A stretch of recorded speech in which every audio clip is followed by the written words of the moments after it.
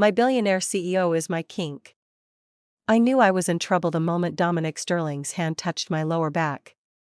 It was possessive. Deliberate. A silent claim was made in front of the entire Sterling Industries executive team as he guided me into the boardroom. His palm burned through the silk of my blouse, Dior, purchased with my first obscene paycheck from him, and I had to concentrate on walking in my Louboutins without trembling. Gentlemen, his voice was ice and authority, this is Maya Chin. My new creative director. What she says goes. Any questions? No one dared ask any. That was 3 months ago. 3 months of falling into something that therapists would probably call unhealthy and I called addictive. I should have known better than to accept a job offer made over a $400 bottle of wine at 11 Madison Park. But Dominic had a way of making terrible decisions feel inevitable. You're wasting your talent at that boutique firm, he said, swirling his wine, his dark eyes fixed on me like I was the only person in the restaurant. In the city. In the world. I need someone with your vision. I'll triple your salary. You'll have an unlimited budget for your projects. And you'll work directly with me. The way he said with me made my stomach flip. Why me? I asked, trying to sound professional while my heart raced. He leaned closer, and I caught his scent, something expensive and masculine that probably cost more than my rent. Because you're hungry. I can see it. You want more than what you have. You want power, recognition, and success. His gaze dropped to my lips for a fraction of a second. You want to consume and be consumed. He wasn't wrong. I signed the contract that night, and Dominic celebrated by ordering the chef's tasting menu and another bottle of wine that cost more than my car payment. By dessert, his hand had found my thigh under the table, his thumb tracing lazy circles that made concentration impossible. We're going to do incredible things together, Maya, he murmured. I wasn't sure if he meant professionally anymore. I wasn't sure I cared. The first month was a fever dream of excess. Dominic had his assistant take me shopping. You represent my company now. Dress accordingly. The budget was obscene. I walked out of Bergdorf's with enough designer pieces to fill my entire closet twice and over, and when I tried to protest, his assistant just smiled and said, Mr. Sterling insists. Everything Dominic did was insistence. Demand. Expectation. Change into Valentino, he texted at 7 p.m. We have dinner with the Japanese investors at 8. I scrambled to transform myself, because his driver was waiting downstairs. We went to restaurants where menus didn't have prices, where Dominic would order for both of us in perfect Japanese or French or Italian, where his hand would rest possessively on my lower back, my thigh, the nape of my neck. We need to look like a unified front, he explained once. Power couple. It puts clients at ease. But we weren't a couple. We were boss and employee playing with fire. The work was brutal. Dominic expected perfection, then expected better. I present campaigns I had stayed up all night perfecting, and he would tear them apart with surgical precision. This is safe, Maya. I didn't hire you to be safe. I hired you to be brilliant. Try again. I went back to my desk furious, destroyed, determined to prove him wrong. And when I finally created something that made his eyes light up with approval, the high was better than any drug. There, he said, his voice dropping to that dangerous purr. That's what I knew you could do. Those moments of praise became my addiction. The first time Dominic kissed me, we were in his office at midnight. I had just landed the Beaumont account, a luxury hotel chain that every agency in New York had been courting. My campaign had sealed the deal, and Dominic called me up to celebrate. His office was all glass and steel, overlooking the city that never sleeps. He poured 2 glasses of whiskey that probably cost more than my first car. To my brilliant creative director, he toasted. To my impossible boss, I countered. Something flickered in his eyes. Impossible? You know you are. The whiskey made me bold. Nothing's ever good enough. You push and push until I want to either quit or. Or what? I set down my glass. Or prove you wrong. I'm never wrong about you, Maya. He moved closer, predatory and purposeful. I knew exactly what you were capable of from the moment you walked into your interview wearing that affordable suit, pretending you weren't desperate for this opportunity. I saw the hunger in you. The ambition. The need. My breath caught. Dominic. Tell me I'm wrong. His hand came up to cup my jaw, thumb brushing my lower lip. Tell me you haven't thought about this. I couldn't. Because I had thought about it constantly. During meetings where his gaze lingered too long. During late nights when we were alone in the office. During business trips where our hotel rooms were always conveniently adjacent. This is a terrible idea, I whispered. Most of my best ideas are terrible. His lips were inches from mine. Tell me to stop, Maya. Tell me this crosses too many lines. I should have. Any sane person would have. Instead, I closed the distance and kissed him. Dominic kissed like he did everything else, with complete control and devastating thoroughness. His hand tangled in my hair, tilting my head to exactly the angle he wanted. His other arm wrapped around my waist, pulling me flush against him until I could feel every hard plane of his body through our clothes. When we finally broke apart, both breathing hard, his eyes were dark with want. My place, he said. It wasn't a question. Dominic's penthouse was obscene.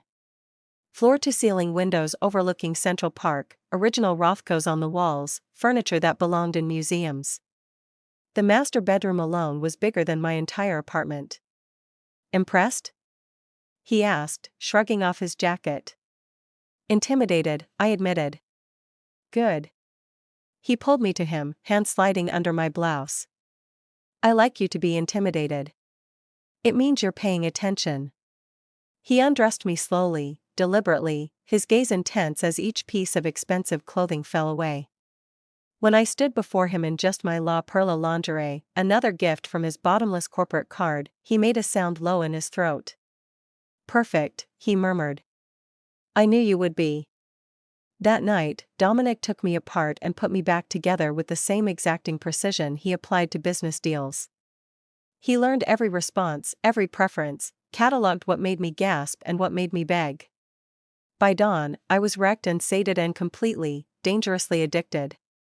Stay, he said, pulling me against his chest. I should have left. Should have maintained some boundary between professional and personal. Instead, I fell asleep, in his arms. Surrounded by his wealth and warmth, and told myself this was just physical. Just two adults with chemistry. We became insatiable. Dominic would summon me to his office between meetings, lock the door, and take me against the floor-to-ceiling windows overlooking the city. The risk of being caught only made it more intoxicating. Look down, he commanded, his hand in my hair, my palms pressed against the glass. Look at all those people who will never have what we have. Who will never feel what you feel. The power dynamic was toxic and thrilling. He was my boss, my lover, the man who held my career in his hands and my body in his bed. Every promotion felt tainted by our relationship. Every success felt like it might be favoritism. But God, the perks were incredible. Dominic showered me with gifts. A Cartier watch because you need to know when I'm expecting you. A weekend trip to Paris on his private jet to scout locations for the Beaumont campaign. A Black American Express card for business expenses. The business expenses were wildly generous. Vintage champagne at lunch meetings. Shopping trips to Milan. A chauffeur-driven Mercedes at my disposal. I take care of what's mine, Dominic said when I protested. I'm not yours, I argue, even as he stripped off my newest designer dress. Aren't you? He pinked my wrists above my head, his body covering mine. Then leave. Walk away. Tell me you don't need this. Need me. I couldn't. That was the problem. The office gossip became vicious. I heard the whispers, that I slept my way to my position, that my ideas were only praised because Dominic wanted me in his bed. My female colleagues especially seemed to relish tearing me down. Must be nice, someone said in the bathroom, not realizing I was in a stall, to fuck your way to a six-figure salary. I wanted to scream that I earned my position. That my campaigns were winning awards. That I worked 80-hour weeks to prove I deserved to be there. But the truth was more complicated. Would Dominic have hired me if there wasn't chemistry? Would he push me so hard if he didn't want me in other ways? That night, I tried to break it off. This is too messy, I told him in his penthouse. People think I'm only successful because of you. My work isn't being taken seriously. Dominic listened with that infuriating calm, then stood and walked to his wine collection. He selected a bottle, Chateau Margaux, probably worth thousands, and poured 2 glasses. Let me tell you what I think, he said, handing me wine I couldn't afford on my own. I think you're scared. Not of what people say, but of how much you like this. The power. The luxury. The fact that I can make you feel things you've never felt before. That's not. I could have any woman in New York, he continued, voice hard. Models. Socialites. Women who come from the same world I do. But I chose you. Because you're brilliant and ambitious and you challenge me. Don't insult us both by pretending this is just about sex or money. Then what is it about? I demanded. He crossed to me, tilted my chin up. It's about finding someone who matches your hunger. Your drive. Someone who doesn't flinch when you show them who you really are. His thumb traced my lower lip. You want to be consumed, Maya. And I want to consume you. That's not toxic. That's honest. He kissed me then, deep and possessive, and I melted into it despite myself. He tasted like expensive wine and bad decisions. I have a proposition, he murmured against my lips. Come to the Maldives with me this weekend. I have a private island. Well, get away from office politics and gossip. Just us. Dominic. If after this weekend you still want to end this, I'll respect that. Well, keep things professional. But give me 3 days to remind you why you said yes in the first place. It was manipulation. I knew it was manipulation. I packed my bags anyway.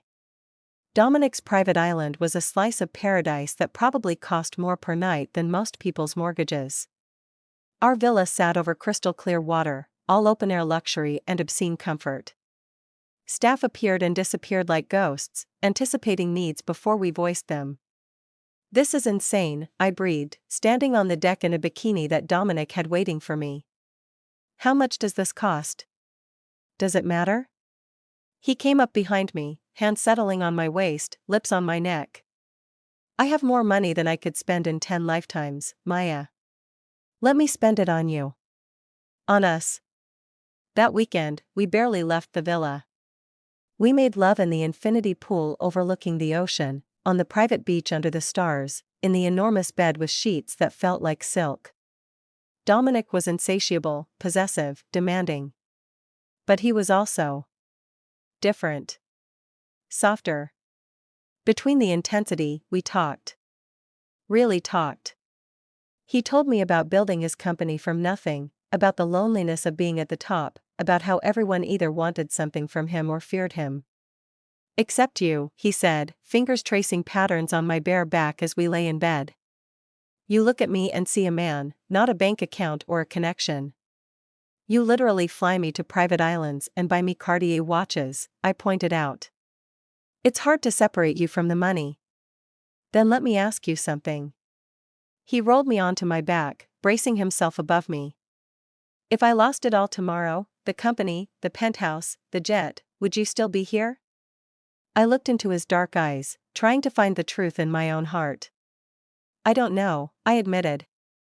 Because I don't know if the version of you without all this would even want me. Your power is part of who you are. It's what drew me to you. Something flickered across his face, hurt, maybe, or understanding. At least you're honest. He kissed me, gentle for once. That's more than most people would give me. We made love slowly that time, tender instead of desperate. And lying in his arms afterward, listening to the ocean, I realized I was in far deeper than I'd intended. This wasn't just about the money or the sex or the power. I was falling for Dominic Sterling, and that was the most dangerous thing I had ever done. We returned from the Maldives closer but more complicated. Dominic became even more possessive, texting constantly, requiring my presence at every client dinner, flying me across the country for meetings I could have handled remotely. "I need you there," he says, as if that explained the excess. The gifts escalated. A diamond necklace because it matches your eyes. A Birkin bag because you deserve the best. A co-op in Tribeca so you don't have to commute from that terrible neighborhood. "Dominic, I can't accept $1 million apartment," I protested. "It's an investment property," he said dismissively. "Consider it a performance bonus." But it wasn't. It was a golden cage, beautiful and suffocating. My friends started avoiding me. "You've changed," my college roommate said over drinks I'd insisted on paying for, with Dominic's black card, naturally. "It's all designer clothes and private jets now. You don't even seem like yourself anymore." She was right. I started speaking differently, carrying myself with the confidence that came from wearing clothes worth more than most people's monthly salary. I ordered wine without looking at prices. I expected doors to be opened for me, cars to be waiting. I had become the kind of woman I used to resent. The worst part? I liked it. "You're turning me into someone I don't recognize," I told Dominic after a particularly excessive shopping trip where head dropped $50,000 without blinking. "I'm not turning you into anyone," he said, backing me against the wall of the dressing room. "I'm revealing who you always were. Ambitious. Hungry. Unafraid to take what you want." His hand slid up my thigh. "You like the power, Maya. You like being the woman everyone whispers about. The one who tamed Dominic Sterling." "No one's tamed you," I gasped as his fingers found their target. "No?" He smiled against my neck. "Then why do I cancel meetings to be with you? Why do I let you argue with me in front of clients?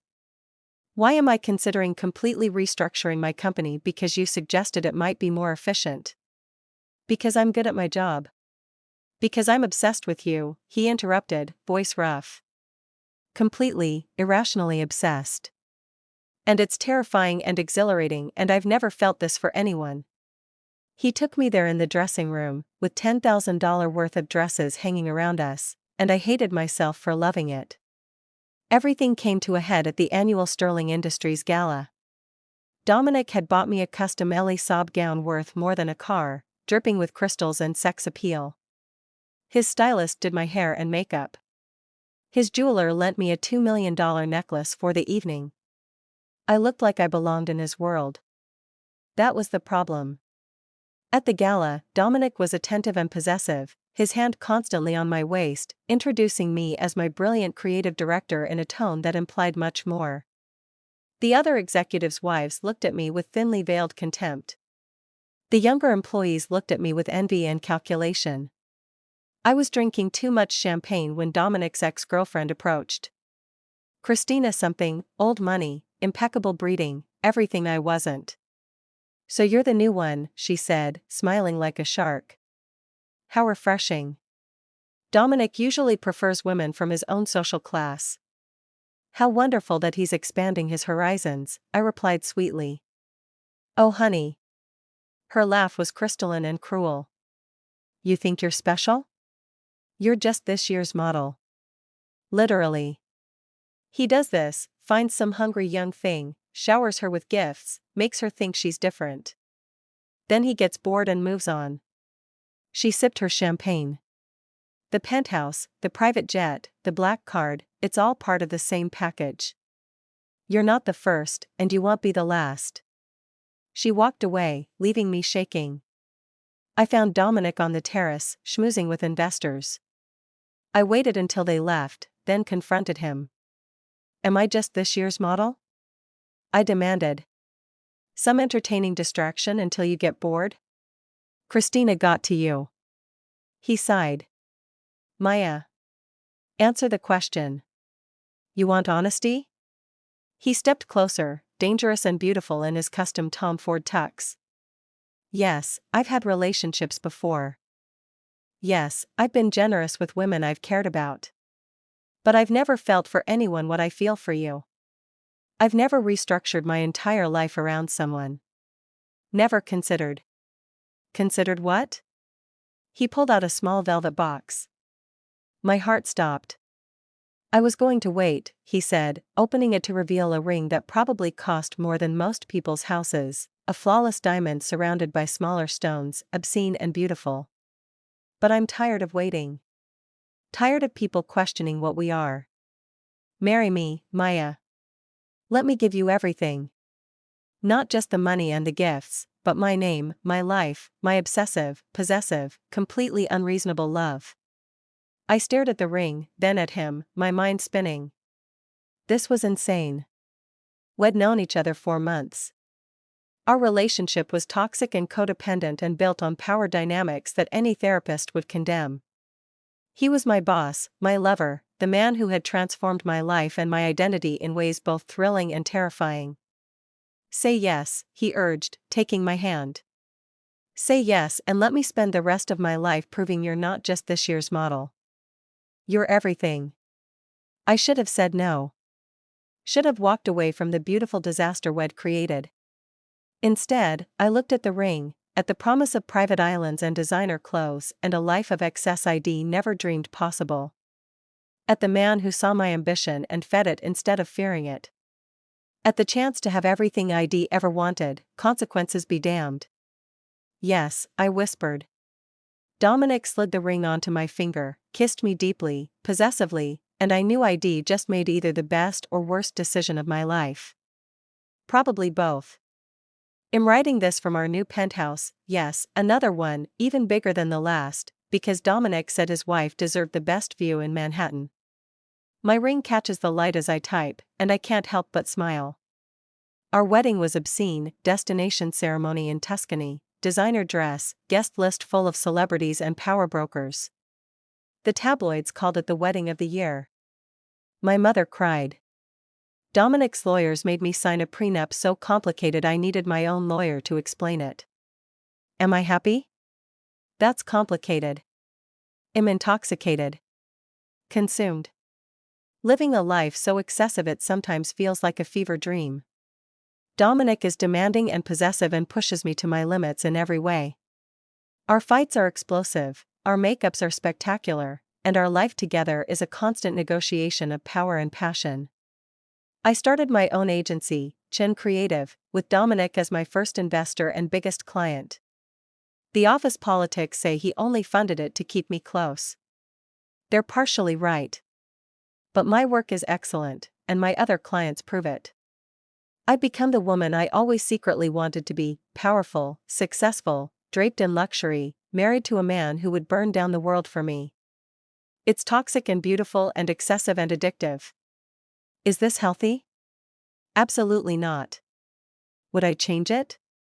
Not for anything. Because hey, race, what I've learned, some people are meant for safe, stable relationships. For equal partnerships and healthy boundaries. And some of us are meant to burn bright and dangerous, to consume and be consumed, to chase pleasure and power with someone equally obsessed. I'm Mrs. Dominic Sterling now, and every day is a beautiful disaster of excess and ambition and the kind of love that therapists warn you about. My billionaire CEO Kink turned out to be a billionaire mine.